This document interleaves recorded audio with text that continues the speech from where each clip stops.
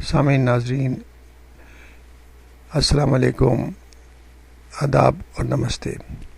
Infection control society کے صحت.net channel سے ہم آپ سے مخاطب ہیں اور آپ کا میزبان ڈاکٹر حسن نواب آپ کی خدمت میں حاضر ہیں۔ زیکا وائرس کے بارے میں ہم بتانا چاہیں گے کہ زیکا وائرس کی سمٹمز کیا ہوتی ہیں۔ زیکا وائرس کا یہ وہ ہے کہ تقریباً اگر 5 افراد اس سے وائرس سے متاثر ہوں تو ایک فرد میں اس کی سائن سمٹم ڈیولپ ہو سکتی ہیں۔ سب سے کامن جو سمٹم ہیں، جو علامتیں ہیں، اس میں فیور ہے، یعنی کہ بخار، ریش، جوائنٹ پین، جوڑوں میں درد اور آنکھیں سرخ ہو جانا یا آنکھیں دکھنے کا عمل سامنے آتا ہے۔ اسی طرح مسکولر پین یعنی کہ جسم کے اندر درد بھی محسوس ہو سکتا ہے۔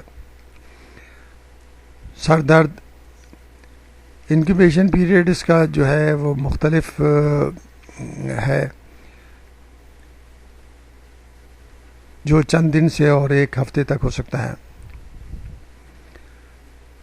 اگر انفیکشن ہلکا ہے تو اس کا جو اثر ہے وہ کم دن میں ظاہر ہوگا۔ زیکا وائرس بلڈ کے اندر موجود رہتا ہے، اس لیے اگر کوئی فرد اس سے متاثر ہے اور اس کو مچھر کاٹ لے تو مچھر اس کا بلڈ لے کر دوسرے لوگوں کو انفیکٹ کر سکتا ہے۔